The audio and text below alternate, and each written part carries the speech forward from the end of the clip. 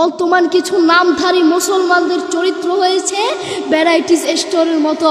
Varieties store মানে যেই দোকানে আলু, ডাল, পেঁয়াজ এবং বিভিন্ন আইটেম পাওয়া যায়, এমনিভাবে মুসলমানের চরিত্রের মধ্যে খ্রিস্টানের চরিত্র পাওয়া যায়, মুসলমানের চরিত্রের মধ্যে অমুসলিমের চরিত্র পাওয়া যায়, মুসলমানের চরিত্রের মধ্যে ইহুদি, নাসারা, খ্রিস্টানের চরিত্র পাওয়া যায়। আর আমি তো বলতে চাই, মুসলমানের চরিত্রের মধ্যে কেন খ্রিস্টানের চরিত্র থাকবে, অমুসলিমের চরিত্র থাকবে, নাস্তিকের চরিত্র থাকবে? আরে মুসলমানের চরিত্রের সাথে নবী করিম সাল্লাল্লাহু আলাইহি ওয়াসাল্লামের চরিত্রের সাথে মিল থাকবে, মুসলমানের চরিত্রের সাথে সাহাবীদের চরিত্রের সাথে মিল থাকবে, মুসলমানের চরিত্রের সাথে তাবেঈদের চরিত্রের সাথে মিল থাকবে, ঠিক কি না? আসসালামু আলাইকুম ওয়া রাহমাতুল্লাহি ওয়া বারাকাতুহু। আলহামদুলিল্লাহ ওয়াহদা ওয়াসসালাতু ওয়াসসালামু আলা মান লা নাবিয়্যা বা'দা, আম্মা বা'দ। আপনারা সবাই কেমন আছেন? আমি আপনাদের সামনে রাসূলের আদর্শ নিয়ে একটি গুরুত্বপূর্ণ আলোচনা করব ইনশাআল্লাহ। এই পৃথিবীতে যিনি আমাদের জন্য কেঁদেছেন, আমাদেরকে জাহান্নামের পথ থেকে জান্নাতের পথে নেয়ার জন্য যিনি কেঁদেছেন, তিনি হচ্ছে নবী করিম সাল্লাল্লাহু আলাইহি ওয়াসাল্লাম। যিনি আমাদেরকে হারাম পথ থেকে দ্বীনের পথে আনার জন্য কষ্ট করেছেন, কেঁদেছেন, তিনি হচ্ছে নবী করিম সাল্লাল্লাহু আলাইহি ওয়াসাল্লাম। তার বাস্তবতা দেখুন। একদিন রাসূল সাল্লাল্লাহু আলাইহি ওয়াসাল্লাম সেজদায় পড়ে কাঁদতে লাগলেন। কাঁদতে কাঁদতে চোখের পানি ভাসিয়ে ফেললেন।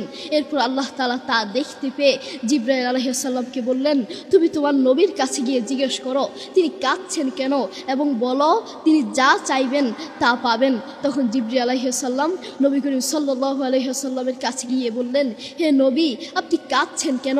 আপনি বলুন, আপনি যা চাইবেন আপনি তা পাবেন। তখন রাসূল সাল্লাল্লাহু আলাইহি ওয়াসাল্লাম কাঁদতে কাঁদতে বললেন, আমি আমার পরিবারের জন্য কাঁদছি না, আমি আমার সন্তানদের জন্য কাঁদছি না, আমি আমার মায়ের জন্য কাঁদছি না, বাবার জন্য কাঁদছি না, আমি কাঁদছি আমার উম্মতকে জাহান্নামের পথ থেকে, জাহান্নাম থেকে মুক্তি দেওয়ার জন্য। আমি কাঁদছি আমার উম্মতকে জাহান্নাম থেকে বাঁচানোর জন্য। আল্লাহু আকবার। দেখেছেন, আপনার নবী আপনার জন্য এত কষ্ট করেছেন, আপনাকে জাহান্নাম থেকে বাঁচানোর জন্য এত কষ্ট করেছেন, কেঁদেছেন, সেই নবীকেই আপনি অপমান করছেন। সেই নবীর প্রতি আপনার কোনো ভালোবাসা নেই। আপনার ভালোবাসা বড় বড় খেলোয়াড়দের প্রতি, আপনার ভালোবাসা বড় বড় নায়ক নায়িকাদের প্রতি, আপনার ভালোবাসা আপনার প্রিয় মানুষের প্রতি, আপনার ভালোবাসা আপনার বন্ধুর জন্য, আপনার ভালোবাসা আপনার বান্ধবীর প্রতি। আপনি আপনার বান্ধবীকে, আপনার প্রিয় মানুষকে, আপনি আপনার ভালোবাসার মানুষকে মেসেজে বলছেন, আই মিস ইউ, আমি তোমাকে অনেক মিস করছি। প্রিয় মানুষকে বলছেন, ভালোবাসার মানুষকে বলছেন, বন্ধুকে বলছেন, বান্ধবীকে বলছেন, আই মিস ইউ, আমি তোমাকে অনেক মিস করছি। আপনি আপনার বন্ধুকে মিস করেন, আপনি আপনার বান্ধবীকে মিস করেন, আপনি আপনার ভালোবাসার মানুষকে মিস করেন, কিন্তু আপনি আপনার মাকে মিস করতে পারেন না, আপনি আপনার আল্লাহকে মিস করতে পারেন না, আপনি আপনার নবীকে মিস করতে পারেন না। মনে রাখবেন, আপনি মানুষ হতে পারেন না, ঠিক কিনা? প্রিয় ভাই, আপনি অনুসরণ করছেন কাদেরকে? বড় বড় খেলোয়াড়দেরকে। আপনি অনুসরণ করছেন কাদেরকে? বড় বড় নায়ক নায়িকাদেরকে। আপনি বলছেন নায়ক নায়িকারা যেই জুতা পরবে আমিও সেই জুতা পরব, বড় বড় খেলোয়াড়রা যেই পোশাক পরবে আমিও সেই পোশাক পরব, বড় বড় খেলোয়াড়রা, বড় বড় নায়ক নায়িকারা যেই ঘড়ি পরবে, তাদের চুলের কাঠিন যেভাবে হবে আমারও চুলের কাঠিন সেভাবে হবে। আপনি বড় বড় খেলোয়াড়দেরকে অনুসরণ করেন, আপনি বড় বড় নায়ক নায়িকাদেরকে অনুসরণ করেন, কিন্তু আপনি আপনার নবীকে অনুসরণ করেন না। আপনার মধ্যে নবীর কোনো আদর্শ নাই। বর্তমান কিছু নামধারী মুসলমানদের চরিত্র হয়েছে ভ্যারাইটিস স্টোরের মতো। ভ্যারাইটিস স্টোর মানে যেই দোকানে আলু, ডাল, পেঁয়াজ এবং বিভিন্ন আইটেম পাওয়া যায়, এমনিভাবে মুসলমানের চরিত্রের মধ্যে খ্রিস্টানের চরিত্র পাওয়া যায়, মুসলমানের চরিত্রের মধ্যে অমুসলিমের চরিত্র পাওয়া যায়, মুসলমানের চরিত্রের মধ্যে ইহুদি, নাসারা, খ্রিস্টানের চরিত্র পাওয়া যায়।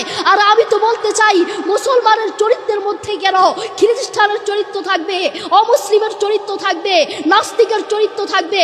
আরে মুসলমানের চরিত্রের সাথে নবী করিম সাল্লাল্লাহু আলাইহি ওয়াসাল্লামের চরিত্রের সাথে মিল থাকবে, মুসলমানের চরিত্রের সাথে সাহাবীদের চরিত্রের সাথে মিল থাকবে, মুসলমানের চরিত্রের সাথে তাবেঈদের চরিত্রের সাথে মিল থাকবে, ঠিক কিনা? প্রিয় ভাই, আপনি প্রতি সেকেন্ডে, প্রতি মিনিটে, প্রতিটা ক্ষেত্রে আপনি নবীর হাদিসগুলোকে আপনি বর্জন করছেন। তার প্রমাণ, আপনাকে পানি খাওয়ার জন্য, কোনো কিছু খাওয়ার জন্য প্রথমে বলতে হয় বিসমিল্লাহ, কিন্তু আপনি বিসমিল্লাহ বলছেন না। কোনো খাওয়ার শুরুতে, চা বা পানি খাওয়ার শুরুতে বিসমিল্লাহ বলতে হয়, কিন্তু আপনি বিসমিল্লাহ বলছেন না। পানি 3 শ্বাসে খেতে হয়, কিন্তু আপনি পানি 1 শ্বাসে খাচ্ছেন। কোনো খাবার খেতে হলে বসে খেতে হয়, পানি বসে খেতে হয়, চা বসে খেতে হয়, কিন্তু আপনি পানি দাঁড়িয়ে খাচ্ছেন, আপনি চা দাঁড়িয়ে খাচ্ছেন। আপনি প্রতিটা সেকেন্ডে, প্রতিটা মিনিটে আপনি নবীর হাদিসগুলোকে বর্জন করছেন। আপনার মধ্যে নবীর কোনো আদর্শ নাই, আপনার মধ্যে সাহাবীদের কোনো আদর্শ নাই। কুরআন মাজিদ আল্লাহ তাআলা বলেন, আতিউল্লাহ ওয়া আতিউর রাসূল, তোমরা আমাকে অনুসরণ করো এবং নবীকে অনুসরণ করো। যেখানে বলে দিয়েছেন তোমরা আমাকে অনুসরণ করো এবং নবীকে অনুসরণ করো, কিন্তু আমরা নবীকে অনুসরণ করি না, আমরা অনুসরণ করি বড় বড় খেলোয়াড়দেরকে। আপনার মধ্যে নবীর আদর্শ থাকতে হবে। আপনি নিজেকে মুসলিম দাবি করেন, আপনি নিজেকে মুসলমান দাবি করেন, আপনার মধ্যে যদি নবীর আদর্শ না থাকে আপনি কিসের মুসলমান? এই জন্য আমাদের মধ্যে নবীর আদর্শ থাকতে হবে। আল্লাহ তাআলা আমাদের সবাইকে বুঝার তৌফিক দান করুন। আসসালামু আলাইকুম ওয়া রাহমাতুল্লাহি ওয়া বারাকাতুহু।